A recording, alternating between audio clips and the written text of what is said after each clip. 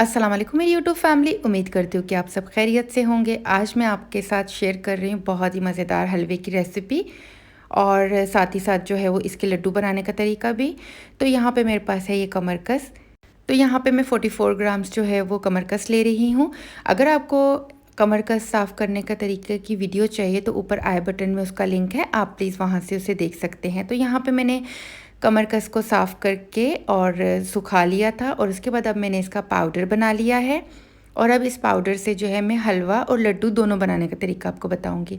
तो यहाँ पे मेरे पास ये 44 ग्राम कमरकस है जिसको मैंने बारीक पीस लिया है और ये बिल्कुल अब पाउडर फॉर्म में आ चुकी है। इसके हलवा बनाने के बहुत सारे तरीके हैं। आप आटे के साथ भी इसका हलवा बना सकते हैं, आप सूजी के साथ भी इसका हलवा बना सकते हैं और आप खाली कमरकस का हलवा भी बना सकते हैं, जो कि ज़्यादा फ़ायदेमंद है। अगर आप इसका जो है वो खाली हलवा बनाएंगे दूध के साथ तो वो ज़्यादा मुफीद होगा। तो चले चलते हैं इसके इंग्रेडिएंट्स की तरफ। तो यहाँ पे मेरे पास है 44 ग्राम्स कमरकस। ये आप देख सकते हैं, इसको मैंने इस तरह से बारीक पीस लिया है, जो कि मैं पहले ही बता चुकी हूँ। अब इसको जो है वो आप खाली अकेला भी बना सकते हैं, मगर मैं इसके साथ थोड़ी सी गोंद शामिल कर रही हूँ, वाइट गोंद जिसे कहते हैं। तो आप इसके साथ चीड़ का इस्तेमाल भी कर सकते हैं और अगर आप चाहें तो आप अकेला भी इसे बना सकते हैं। तो यहाँ पे चीड़ मेरे पास या गोंद जो है वो मेरे पास 26 ग्राम है। बादाम है मेरे पास थोड़ी सी मेरे पास इलायचियाँ हैं, थोड़े से मेरे पास काजू हैं, थोड़ा सा मेरे पास जो है वो नारियल है और थोड़ा सा जो है ये खोपरा पिसा हुआ है और यहाँ पे 4 मगज़ है और ये कुछ जो है वो किशमिश है मेरे पास। आप चाहें तो आप अपनी मर्ज़ी के इसमें ड्राई फ्रूट्स भी ऐड कर सकते हैं। यहाँ पे मेरे पास जो है वो 3 लीटर दूध है और दूध आप देख सकते हैं मैंने फुल फैट लिया है और इसके ऊपर बहुत ज़्यादा क्वांटिटी में जो है वो मलाई है। दूध को मैंने बॉईल कर लिया था और अब जो है ये मेरे पास 26 ग्राम है, इसको भी मैं पीस लूँगी। तो आप देख सकते हैं मैंने इसको भी बारीक पाउडर बना लिया। अगर आप चाहें तो आप इसको हाथ से या दरदरा सा भी पीस सकते हैं या आप बिना पीसे भी बना सकते हैं, क्योंकि मैंने बनाने हैं इसके बाद इसके लड्डू, तो इस वजह से मैं इसको बना रही हूँ बारीक पीस के। तो यहाँ पे ये मेरे पास बादाम है और ये मैंने देसी घी लिया है। अभी मैं फ़िलहाल जो है वो 1 बड़ा चम्मच भर के देसी घी ले रही हूँ। आप चाहें तो आप बटर में भी इसे बना सकते हैं। तो ये बहुत ही देसी चीज़ है, तो इस वजह से इसे देसी घी में बनाना ज़्यादा बेहतर है ताकि ये फ़ायदा भी दे। तो आप इसके बदले ऑयल, बटर कुछ भी इस्तेमाल कर सकते हैं। तो यहाँ पे मैंने 1 बड़ा चम्मच भर के इसमें देसी घी का डाल लिया है और ये देखिए फ्लेम को मैंने जो है वो बिल्कुल लो रखा हुआ है ताकि मेरा घी जले ना। और इसी के साथ ही जो है मैं जल्दी से जो बादाम और मेरे पास जो काजू वगैरह हैं इनको मैं काट लूँगी। आप अपनी मर्ज़ी के इसमें कोई भी ड्राई फ्रूट्स ऐड कर सकते हैं और अगर आपके पास ड्राई फ्रूट्स नहीं है तो भी कोई मसला नहीं है। मैं ड्राई फ्रूट इस वजह से इसमें ऐड कर रही हूँ ताकि इनकी ताकत ज़्यादा रहे और ये जो है वो ज़्यादा फ़ायदेमंद रहे हमारे लिए। अभी आप देख सकते हैं कि मेरे पास जो है ये कट चुके हैं काजू और बादाम। तो इनको मैंने ऑयल के अंदर डाल दिया है और मेरा ऑयल ज़्यादा गर्म नहीं है। आपने ऑयल को या घी को जो है वो जलाना नहीं है। तो ये देखिए ताकि इसका बहुत अच्छे से ये जो है वो रोस्ट हो जाए इसके अंदर ही। और जो है थोड़ी देर में इसको पकाने के बाद अब इसके अंदर बाकी ड्राई फ्रूट्स जो मेरे पास है वो भी ऐड कर लूँगी। मैं यहाँ पे पिस्ता ऐड नहीं कर रही क्योंकि मेरे पास नहीं था। अगर आपके पास अवेलेबल हो तो आप उसको भी ऐड कर सकते हैं। बस ये देखिए इसे ज़्यादा देर तक नहीं पकाना है, बस थोड़ा सा इसका जब कलर गोल्डन सा होने लगे या इसमें से अच्छी सी खुशबू आने लगे तब तक आपने पकाना है। यानी जस्ट 2 मिनट के लिए मैंने इसे जो है वो हल्का सा पकाया है और मैंने बीच में थोड़ी सी फ्लेम को तेज़ किया। अब मैंने अगेन जो है फ्लेम को लो कर दिया है। अब बाकी मैं इसमें 4 मगज़ और किशमिश को ऐड कर लेती हूँ। किशमिश को मैंने धो के पहले से थोड़ा सा ड्राई कर लिया था और अब जो है वो 4 मगज़ में इसके अंदर मैंने ऐड कर लिया है और किशमिश ऐड कर लिया। किशमिश थोड़ी सी फूलना शुरू हो जाएगी।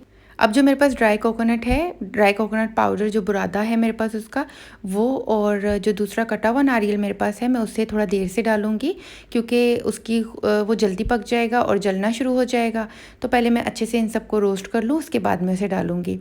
तो आप देख सकते हैं मैंने फ्लेम को बिल्कुल लो रखा हुआ है और जो है अब मैं इसके अंदर ये ऐड कर लूँगी जो खोपरा वगैरह है मेरे पास। अब मैंने ये भी ऐड कर लिया।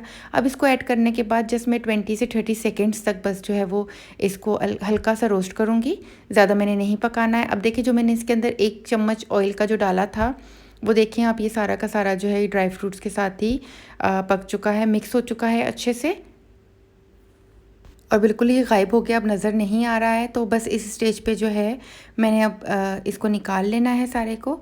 ज़्यादा देर तक अब इसको नहीं पकाना है मैंने इसमें से हल्का सा कच्चापन इसका ख़त्म करना था। तो अब इसे मैं अलग से एक प्लेट में निकाल लेती हूँ। तो अब इसी के बाद जो है सेम पैन के अंदर ही मैं अगेन 1 टेबल स्पून के करीब अगेन मैंने घी डाल लिया है और ये देसी घी है मेरे पास। अब जो मेरे पास यहाँ पे वाइट गोंद थी, उस जिसको मैंने पीस लिया था, 26 ग्राम है मेरे पास, और मैं अब जो है वो इसे भी इसी घी के अंदर पका लूँगी। गोंद को पकाना जो है वो इस तरह से है कि अगर आप चाहें तो आप इसे साबुत भी डाल सकते हैं और इसके फूलने तक आपने जो है वो इसको फ्राई करना है। ये बहुत जल्दी फूल जाती है और जब ये फूल जाती है तो पता चल जाता है कि ये पक चुकी है अंदर तक। तो अगर आप इसको साबित डालेंगे तो इसके फ्लावर्स बन जाएंगे। तो मुझे जो है वो अभी इसके लड्डू बनाने हैं, तो इस वजह से मैं जो है वो इसे पीस के डाल रही हूँ और इसका जो है वो कलर चेंज होना शुरू हो जाएगा और ये वाइट कलर की हो जाएगी। तो इसका मतलब ये होगा कि हमारी डन हो चुकी है। तो इसको बिल्कुल मैंने धीमी आंच पे जो है वो पका रही हूँ। तो आप देख सकते हैं इसके कुछ दाने जो है वो वाइट वाइट से हो गए और फूलना शुरू हो गए हैं। तो बस जो है वो ऑलमोस्ट ये भी अब डन हो रही है। तो अब मैं इसे भी जो है वो इन्हीं के ऊपर जो ड्राई फ्रूट्स मेरे पास है मैं उसी के साथ ही निकाल लूँगी। तो अब ये हो चुकी है डन। तो चलें अब जो है वो इसको भी निकाल लेते हैं। तो मैं अगेन जो है वो सेम ही पैन यूज़ कर रही हूँ क्योंकि इसके अंदर देसी घी भी लगा हुआ है और थोड़ी सी गोंद भी है। तो यहाँ पे मेरे पास ये 3 लीटर दूध है जो कि फुल फैट है और ये आप इसके ऊपर ये मलाई देख सकते हैं। तो ये बहुत ज़्यादा जो है वो इसके अंदर भी चिकनाहट है। तो अब इसके अंदर मैंने डाल दी है ये सारी की सारी जो मेरे पास लाल गोंद है वो। तो लाल गोंद जैसे ही मैंने इसके अंदर डाली है तो ये आप देख सकते हैं ये पूरे के पूरे इसके अंदर ये लम्स बनना शुरू हो गया। अभी ये थोड़ी देर में मैं इसे मिक्स करूँगी तो ये हल होता जाएगा। तो आप देख सकते हैं इसमें परेशान होने की ज़रूरत नहीं है, सारा का सारा खुद ही मिक्स हो जाएगा। मैं साथ साथ इसमें इलायचियाँ ऐड कर रही हूँ। इलायचियों के मैं मुँह जो है वो खोल के इसमें ऐड कर रही हूँ और जो है वो सारी की सारी इलायचियाँ मैं इसमें ऐड कर लूँगी।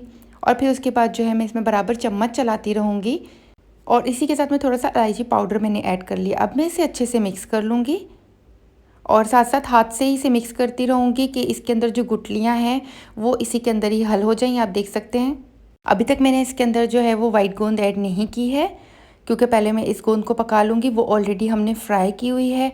तो इस वजह से जो है मैं उसको जब ये ऑलमोस्ट डन होने लगेगा उससे थोड़ी देर पहले उसको ऐड करूँगी। तो अभी इसे ऐड नहीं करना है। और जो है वो साथ ही साथ इसमें चीनी भी जाएगी जो कि चीनी मैंने अभी आपको नहीं दिखाई थी। मैं अभी जब चीनी ऐड करूँगी तो मैं 1.5 कप जो है वो इसके अंदर चीनी ऐड करूँगी। 1.5 से 2 कप आप इसमें चीनी ऐड कर सकते हैं या आप अपने हिसाब से भी, अगर आप ज़्यादा मीठा पसंद करते हैं तो आप ज़्यादा चीनी भी यूज़ कर सकते हैं इसके अंदर। तो यहाँ पे जो है ये इसमें अब उबाल आने शुरू हो गया है और इसे मैं जो है वो लो फ्लेम पे नहीं पका रही हूँ, मैंने फ्लेम को जो है वो हाई रखा हुआ है क्योंकि ये सारा दूध जो है वो इसके अंदर हमने सुखाना है। और आप देख सकते हैं कि हमारे पास जो गोंद की क्वांटिटी है, जो कमर कस है, वो बहुत कम क्वांटिटी में है, 44 ग्राम से जस्ट। और उसके अंदर 3 लीटर दूध को खुश्क करना थोड़ा सा मुश्किल है। तो इसमें बराबर साथ ही साथ चम्मच भी चलाते रहना है ताकि जो है ये कमर कस नीचे ना लगे और जो है वो अच्छे से ये इसके अंदर कोई लम्स वगैरह ना बने और अच्छे से ये मिक्स हो जाए। तो जो है वो इसी वजह से फ्लेम को मैंने हाई ही रखा हुआ है। इसी के साथ साथ व्यूवर्स ये बहुत ज़्यादा फ़ायदेमंद है, आप आफ्टर डिलीवरी इसे यूज़ कर सकते हैं। और अगर जो है वो आपकी कमर में, जोड़ों में दर्द रहता है तो ये बहुत बेहतरीन नुस्खा है आपके लिए। और वैसे भी अब आगे आके सर्दियाँ स्टार्ट होने वाली हैं तो आप इसे बना के स्टोर करके रख सकते हैं। ये तकरीबन आपका 1 महीने तक फ्रीज़र में स्टोर रहेगा। आप जो है वो इसे फ्रिज में स्टोर करके रख सकते हैं 1 महीने तक, क्योंकि इसमें दूध डला हुआ है तो आप इसे ज़्यादा टाइम के लिए स्टोर करके नहीं रख सकते हैं। और जो है वो ये छोटे बच्चों को आप ना दें तो ज़्यादा बेहतर है क्योंकि बच्चों के लिए ये मुफीद नहीं है। और माज़रत के साथ मैंने जो है वो फ्रीज़र कहा है, आप इसे रेफ्रिजरेटर में स्टोर करके रख सकते हैं। तो यहाँ पे जो है मैं बराबर इसमें चम्मच चलाती जा रही हूँ और जो किनारों पे जो लग रहा है मैं उसे जो है वो हटाती जा रही हूँ ताकि जो है वो अच्छे से मेरी कमर कस भी पक जाए और इसमें कोई लम्स वगैरह जो भी गुठलियाँ वगैरह बन रही हैं वो साथ ही साथ हल हो जाएँ। तो अब जो है मैं इसमें से जो ये देखिए थोड़ा सा ये ड्राई हो चुका है तो अब इसके अंदर मैं गोंद ऐड कर रही हूँ। और जो गोंद मैंने पहले से फ्राई कर ली थी घी के अंदर, तो मैंने अब वो आधी गोंद अभी ऐड की और आधी गोंद जो है मैं ऐसी कुरकुरी सी थोड़ी सी छोड़ने के लिए जो है वो बाद में ऐड करूँगी। तो अब जो है मैं इसे पकने के लिए छोड़ देती हूँ और ये पकता रहेगा और मैं जो है वो साथ ही साथ इसमें मैं चम्मच चलाती रहूँगी। नॉन स्टिक पैन में इतना ज़्यादा प्रॉब्लम नहीं होता है क्योंकि इतना ज़्यादा ये नीचे नहीं लगता है। बट अगर जो है वो आप इसे किसी दूसरे बर्तन वगैरह में बनाएंगे तो आपको ज़्यादा मेहनत करनी पड़ेगी। इसी के साथ ही व्यूवर्स, अगर आपको मेरी वीडियो पसंद आई है तो प्लीज़ लाइक के बटन पे क्लिक कर लीजिए तो अब आप यहाँ पे देख सकते हैं कि ये मेरा जो है वो ऑलमोस्ट डन हो चुका है। अब इसके अंदर इस स्टेज पे मैं चीनी ऐड करूँगी। दूध जो है वो देख सकते हैं आप ड्राई होने वाला है। अब चीनी ऐड करूँगी तो फिर से थोड़ा-सा पानी इसके अंदर हो जाएगा, क्योंकि चीनी भी अपना पानी छोड़ेगी।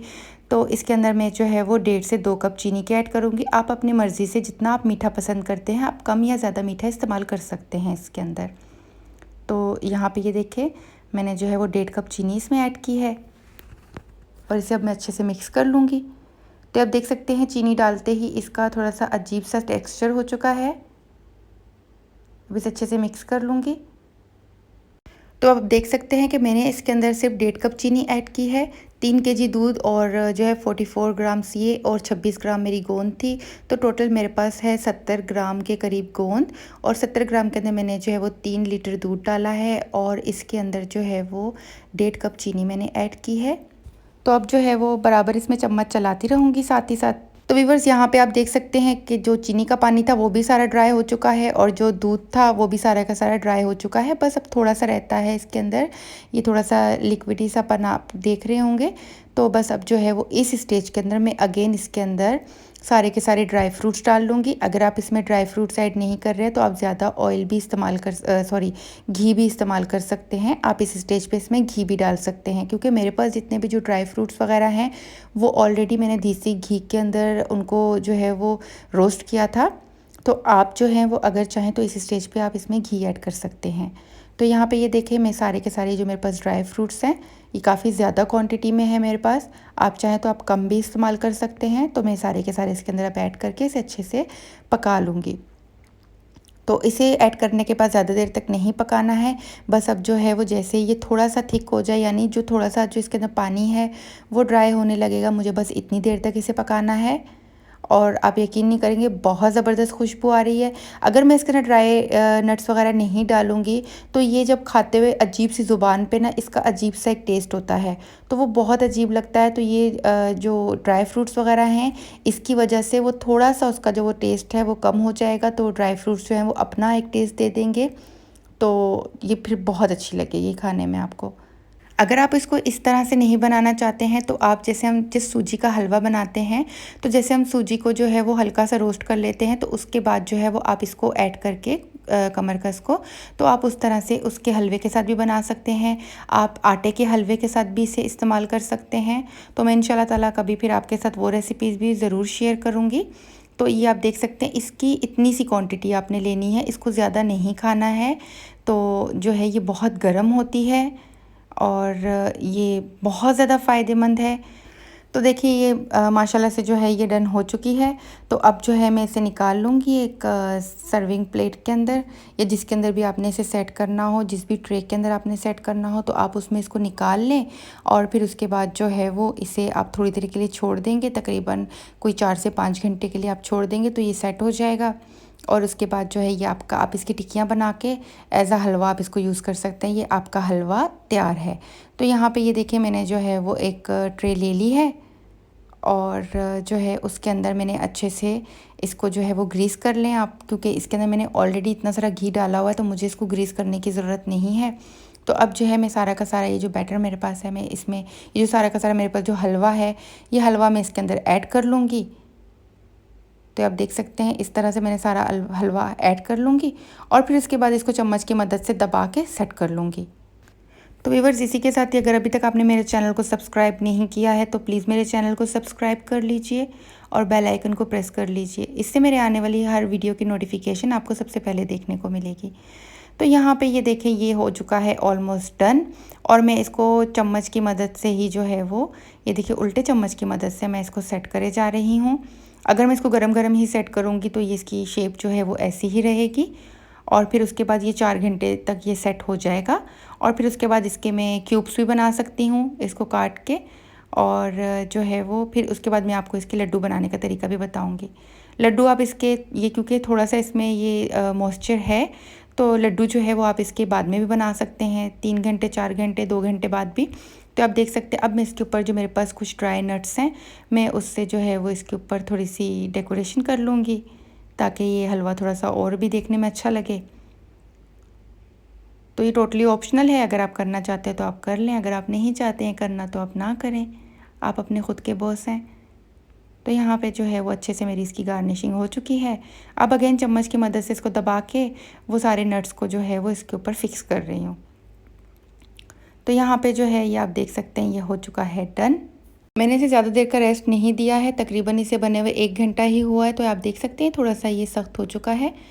तो अब जो है मैं इसे छुरी की मदद से आपको कट करके दिखा देती हूँ कि हम इसके क्यूब्स किस तरह से बनाएंगे। तो ये आप देख सकते हैं मैंने एक हाथ से मोबाइल को पकड़ा हुआ है और दूसरे हाथ से जो है वो इसको कट कर रही हूँ।